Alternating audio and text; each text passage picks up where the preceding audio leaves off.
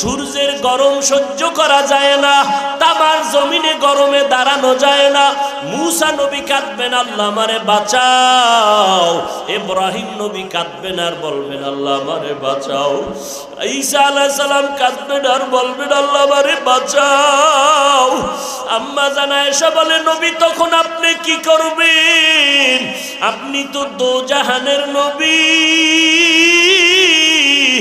মায়ার নবী বলেন, ও আয়েশা, আমি তখন মাকামে মাহমুদে আমার মালিকের দরবারে সেজদায় পড়িয়া যাব। সেজদায় পড়িয়া বলবো, আল্লাহ আমার উম্মতের বাঁচাও, আমার উম্মত গুলো বাঁচাও। আমার একটা উম্মত যেন জাহান্নামে ঢুকিয়া না যায়। আমার একটা উম্মত জাহান্নামে গেলে আমি মুহাম্মদ জান্নাতে যাব না। ও নবী, তখন কান্নার পরে কি হবে?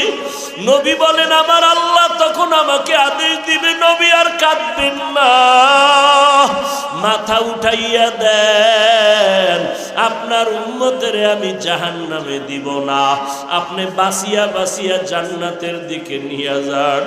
আম্মা জান আয়েশা বলে, নবী কোটি কোটি কোটি মানুষের মধ্যে আপনার উম্মত গুলো কেমনে বাছাই করবেন? আমার মায়ার নবী বলে, আয়েশা, আমার উম্মত যারা ওযু বানাইয়া 5 বেলার নামাজ আদায় করেছে, ওদের ওযুর অঙ্গগুলো কিয়ামতের ময়দানে নূরের আলোতে ঝলমল করতে থাকবে। আমি নবী দেখা দরিয়া দরিয়া নিয়া হাউজে কাউসারের সামনে দাঁড় করাইয়া আমি নবী নিজের হাতে কাউসারের পানি পান করাবো। ও আল্লাহর বান্দারা, ওই দিন যদি আল্লাহর নবী বলেন, আমার উম্মতের আমি লাইনে দাঁড় করায় যখন কাউসারের পানি দিব, দিতে দিতে দেখবো হঠাৎ করে একটা পর্দা পড়ে গেছে মাঝখানে। আমি বলবো, ফেরেশতারা পর্দা দিলা কেন? আমার উম্মত তো এখনো লাইনে দাঁড়ানো। ফেরেশতারা বলবে, আল্লাহর নবী, এই উম্মত আপনার উম্মত না। বলে, কেন? বলে, আপনি দুনিয়া থেকে বিদায়ের পরে এরা নামাজ পড়ে নাই, আপনার সুন্নতের জবাই করেছে। নবী বলবে, তাই যদি হয়, এরগো আমার দরকার না। তোরা ভেগে যা, আমি তোদের নবী না, তোরা আমার উম্মত না। ওরে যুবক, আল্লাহ যদি ওই নবী যদি ওই কথাটা তোমার আমার কপালের দিকে বলিয়া ফালায়, বলো বাবা, ওই দিন তোমার উপায় কি হবে, আমার উপায় কি হবে? অতএব আল্লাহর দরবারে এখনো সময় আছে, তওবা করে কান্না করো।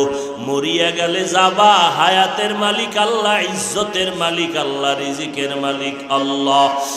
আশেকারা মিল্লত মজহব জুদাস্ত, আশেকারা মিল্লত মজহব খুদাস্ত। ইশকে আশুক লস্তে কো চুবর ফরুক, हर चेजुज माशूक बाकी जुमला सू। আল্লাহ তাআলা বলেন, বান্দা, এই হজের নিদর্শনটা আমি কেন কায়েম করে দিলাম? ভালো করে রহস্যটা উদ্ঘাটন করে নাও। সারা দুনিয়ার মানুষ এক জায়গায় জমা হবে, মোহাব্বত বাড়বে, সারা দুনিয়ার বেঈমানেরা তাকায় দেখবে মুসলমানের সংখ্যা এক ইমামের পেছনে এক কাতারে আরাফার ময়দানে নামাজ পড়তেছে, এক কাতারে বাইতুল্লাহ তাওয়াফ করতেছে। বেঈমানেরা এগুলো দেখলেই ওদের ঘুম হারাম হয়ে যাবে,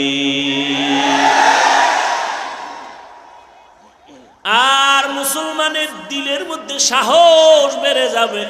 আমরা এত মুসলমান, আমাদের এত কেন ভয়? আমরা তো মুসলমান, এখনো বেঁচে আছি। এত মুসলমান বাইতুল্লাহর গিলাফ ধরে ধরে লাব্বাইকের আওয়াজ দিতেছে, আমাদের কোনো ভয় নাই, আমাদের বিজয় দিবেন আমাদের আল্লাহ। আলহামদুলিল্লাহ, আমরা এই সাহসটা হজের ময়দানে গেলে পাই। এই জন্য জামাতের গুরুত্ব বেশি। জামাতের ইবাদত করো জামাতের সাথে, গুরুত্ব বেশি। নামাজ পড়ো জামাতের সাথে, গুরুত্ব বেশি। ওয়ারকাউ মা'আর রাকিঈন। তবে হাজী সাহেব, তোমার হজ হতে হবে আমার আল্লাহর জন্য। একটা গুনাহ যেন তোমার না হয়। শুরু থেকে অন্তরের নিয়তকে পরিশুদ্ধ করে নাও। মানুষ সারাদিন ক্লাস করার পরে একটা শিক্ষক হাজিরা দেয়, ও বান্দা তুমি যেখানে সেখানে নামাজ পড়ছো, বাইতুল্লাহ গিয়ে একটা হাজিরা দিবা।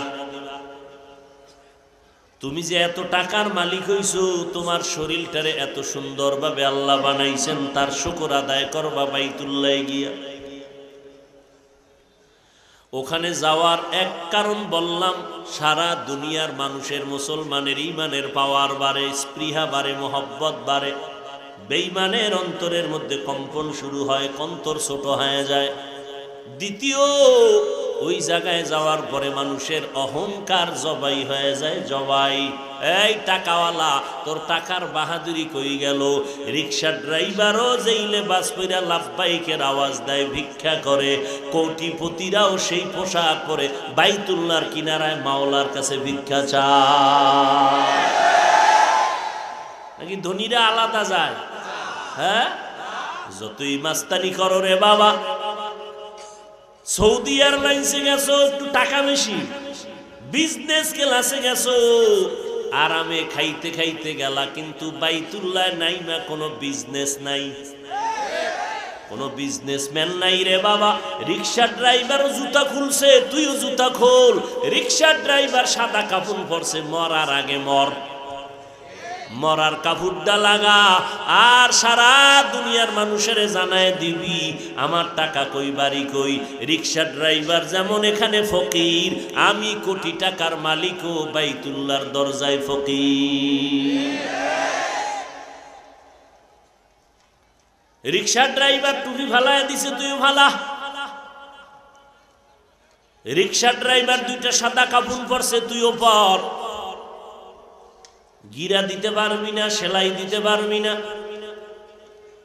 আবার বোরকার মতো পুরো শরীর ঢাকতেও পারবা না। মাথা খোলা রাখবা, চেহারা খোলা রাখবা। যদি মাথা আটকায় দাও, চেহারা আটকায় দাও, হজ হবে না। সব ওখানে অহংকার দমন করে। কে ধনী, কে গরিব, কে আলেম, কে মূর্খ, কোনো ভেদাভেদ নাই। সব এক কাতারে দৌড়ায়।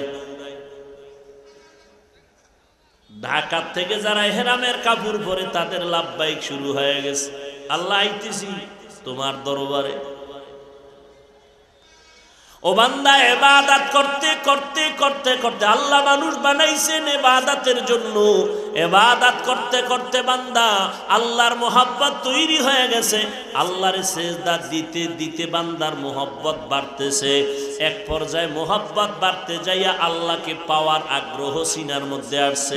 মূসা আলাইহিস সালাম মাদিয়ান এলাকা থেকে বিবি সফুরা শুআইব আলাইহিস সালামের স্ত্রী নিয়ে রওনা। মিশরের জমিনে যায়, স্ত্রীর গর্ভে বাচ্চা। শীতের রাত, কত দূর গিয়া হঠাৎ প্রসব বেদনা যখন শুরু হয়ে গেল, পয়গম্বর মূসা স্ত্রীকে সান্ত্বনার জন্য গরম দরকার, আগুনের দরকার। নজর করে দেখে দূরে আগুন দেখা যায়। মূসা নবী স্ত্রীকে বসাইয়া বলে আগুন আনতে যাই।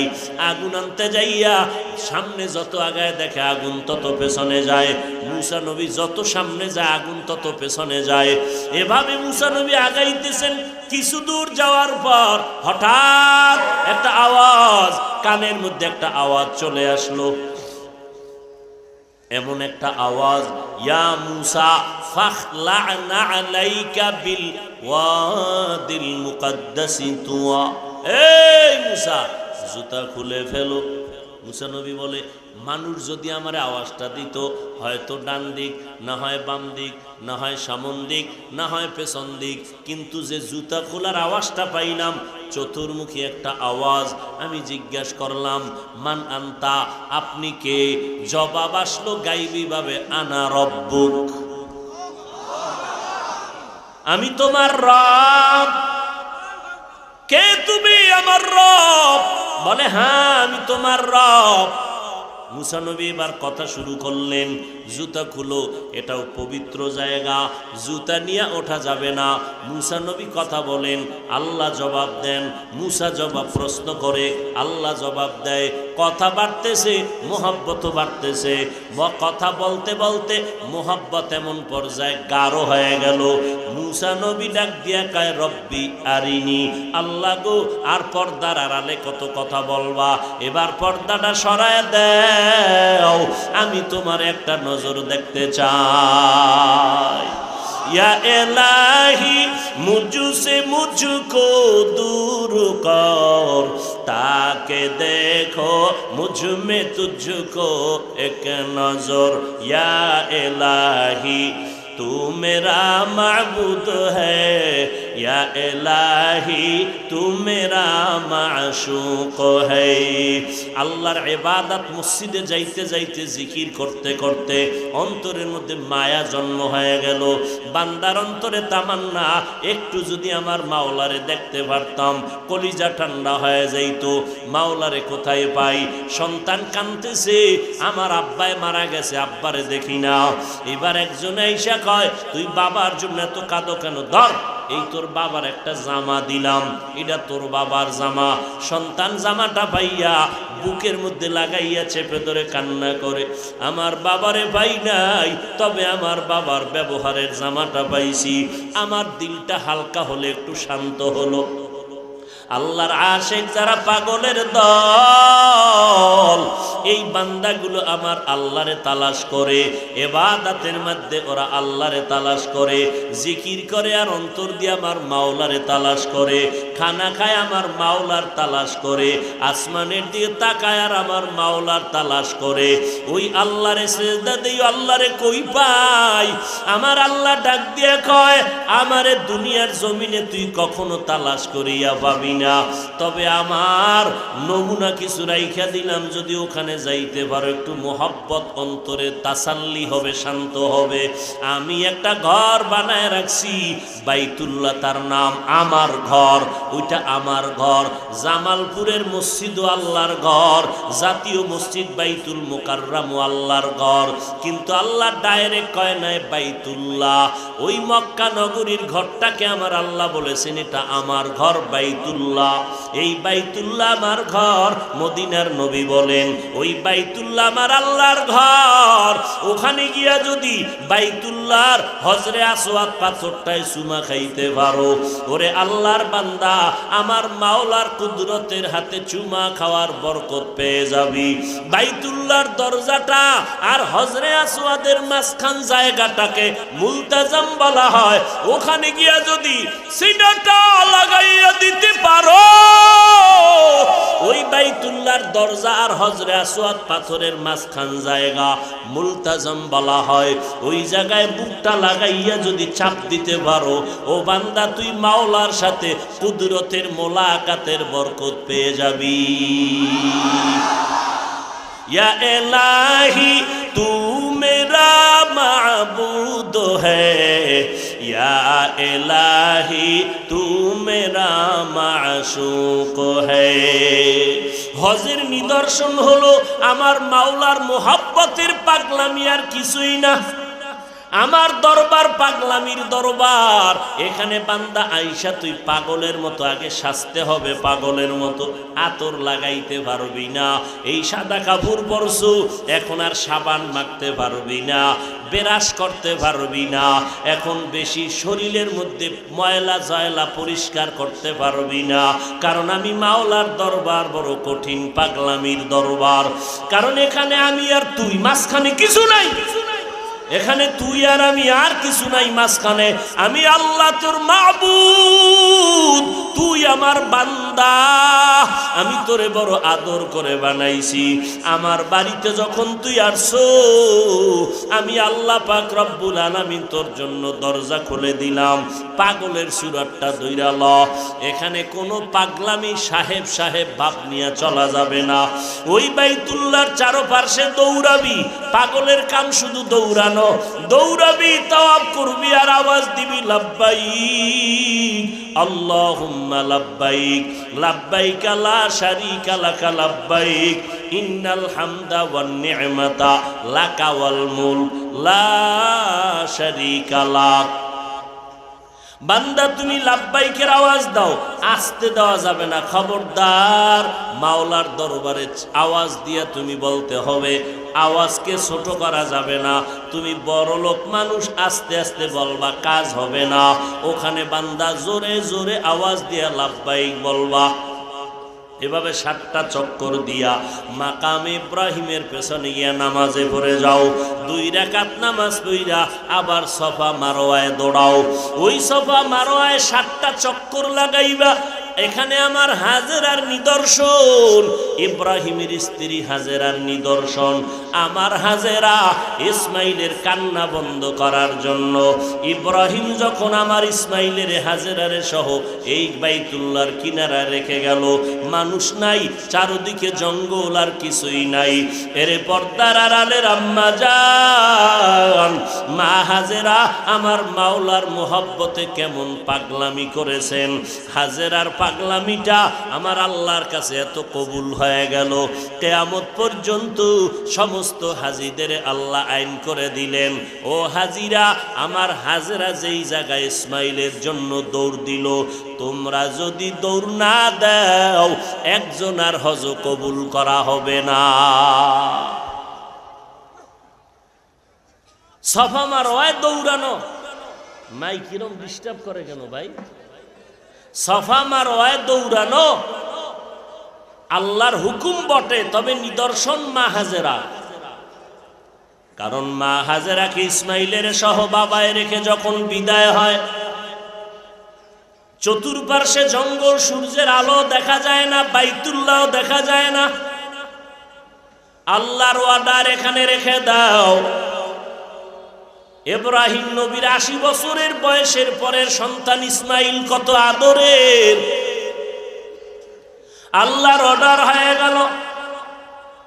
হালকা একটু পানি রুটি রেখে বিদায় নিয়ে বলে, হাজেরা বিদায় নিলাম। শিশু ইসমাইল আর মহিলা মানুষ এমনি ভয়। ইব্রাহিম নবী যখন ছেলে আর স্ত্রীকে রেখে চলছে, মা হাজেরা বলে, ও স্বামী আমার, এই নির্জন জঙ্গলের মধ্যে আমাদের একা রেখে কই যান, কে রাখতে বলল? ইব্রাহিম নবী বলে, ও বিবি হাজেরা, আমার ইচ্ছায় আমি রাখি নাই, আমার আল্লাহ তাআলার অর্ডার। মা হাজেরা যখন শুনলেন আমার আল্লাহ তাআলার হুকুম, মা হাজেরা ডাক দিয়া কয়, স্বামী আমার, আমার আল্লাহ যদি আদেশ করে আমার কোনো অন্তরের মধ্যে দুঃখ নাই, আপনি যাইয়া আমাদের জন্য কলিজা ভরে দোয়া করবেন। আর যদি মাঝে মাঝে সময় পান, আমি হাজেরার খবর নেওয়ার কোনো দরকার হবে না রে স্বামী। ইসমাইল শিশু বাচ্চা, আমার এখানে কোনো খাদ্য নাই, পানীয় নাই, মানুষ নাই, বাড়ি নাই, ঘর নাই, কি অবস্থায় ইসমাইলের আমি রাখবো? আপনি যদি সময় পান মাঝে মাঝে এসে ইসমাইলের একটু দেখা যাইয়েন। ইব্রাহিমও কাঁদে, মা হাজেরাও চোখের পানি ছেড়ে কাঁদতেছে। ইব্রাহিম নবী আল্লাহর অর্ডার, আল্লাহর মোহাব্বত সামনে নিয়ে বান্দা সামনে আগাইয়া পাহাড়ে উঠা নিচে নামছে।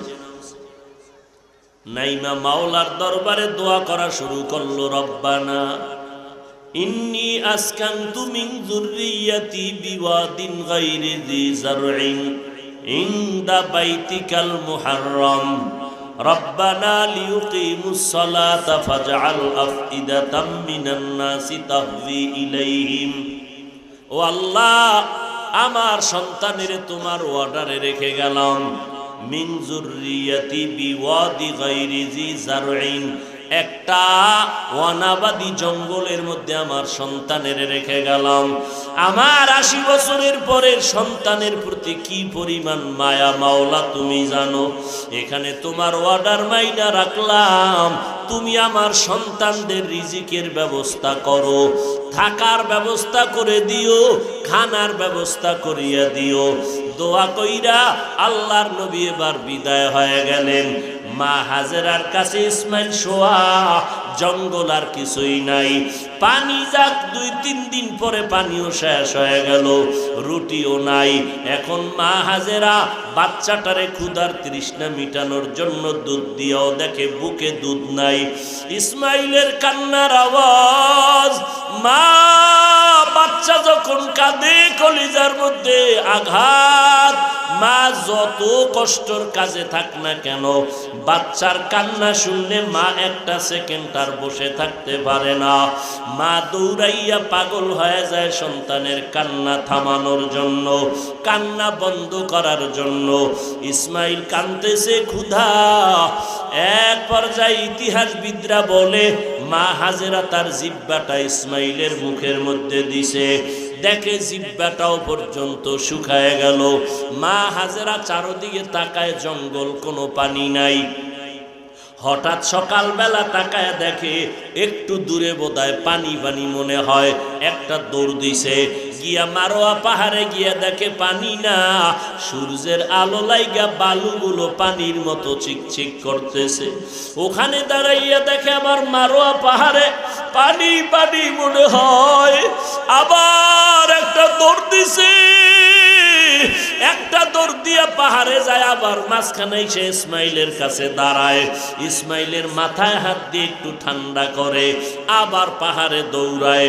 এইভাবে আমার মা হাজেরা 7টা বার চক্কর লাগাইল সফা মারোয়ায়।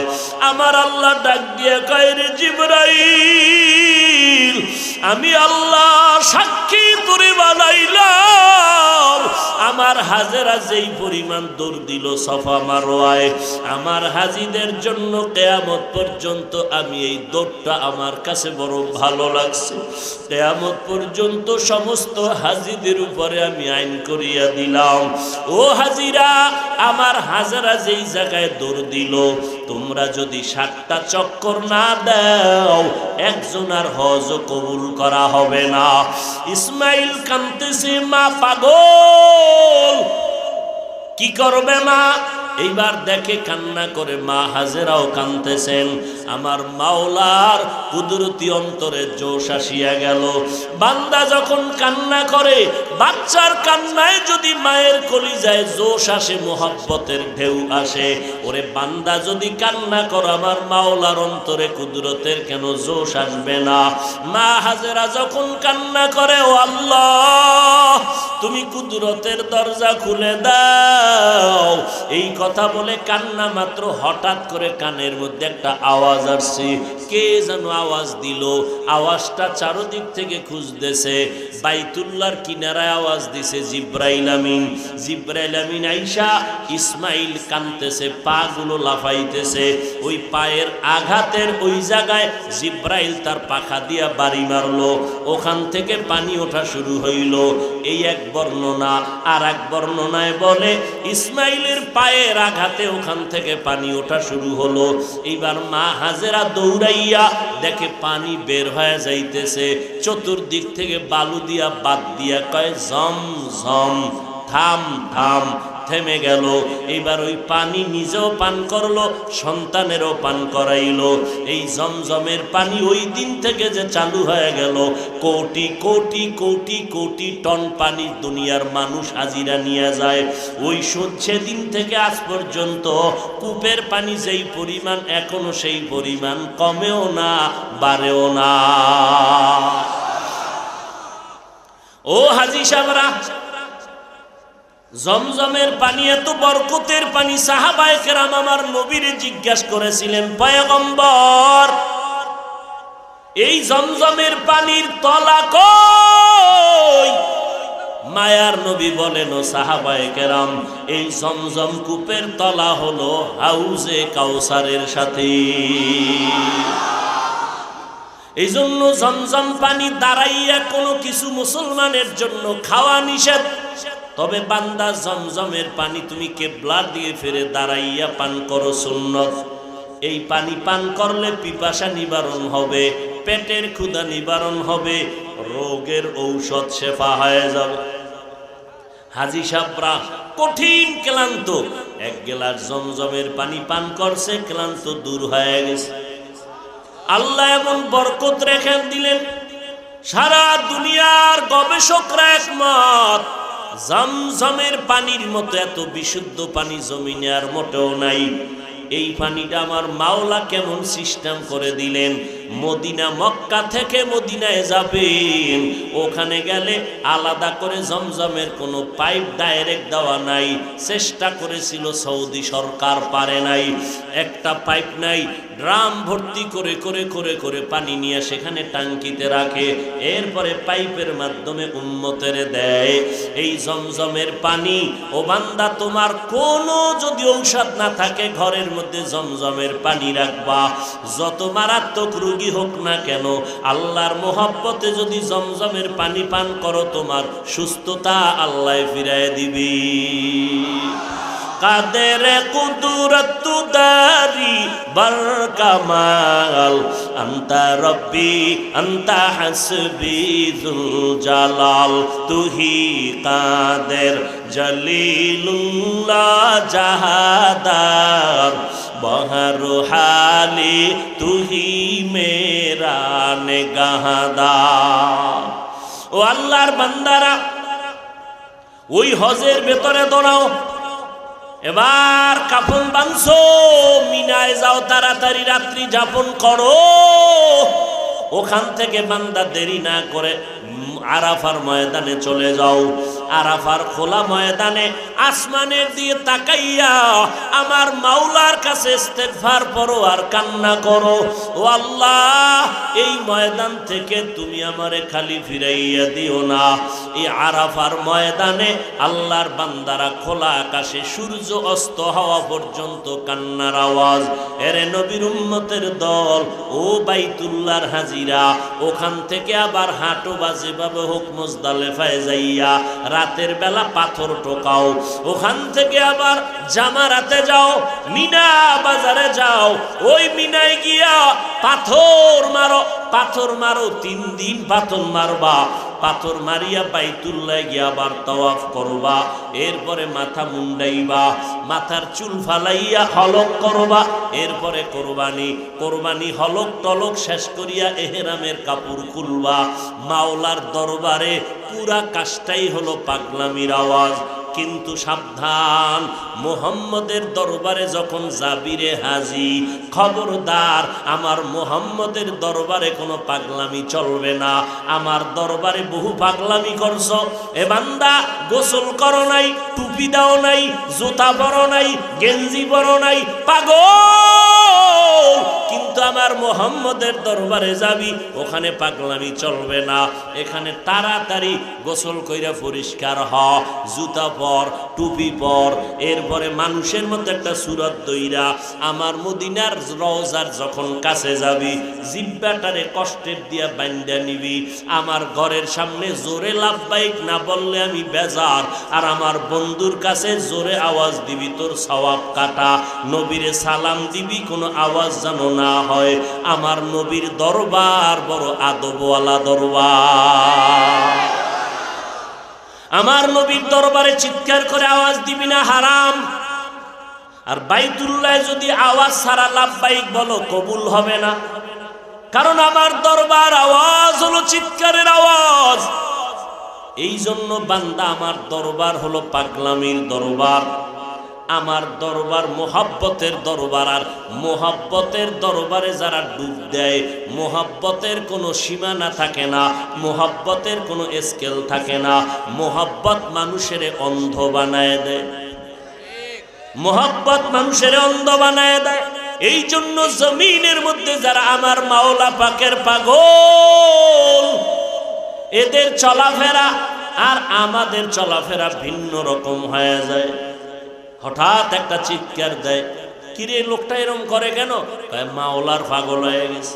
এখন তুমি তারে পাগল পাগল বইলা হিংসা করিও না, কারণ ওই বান্দা যেই লাইনের পাগল, তুমি ওই লাইনে না থাকলেও তুমি অন্য লাইনের পাগল, তুমিও পাগল।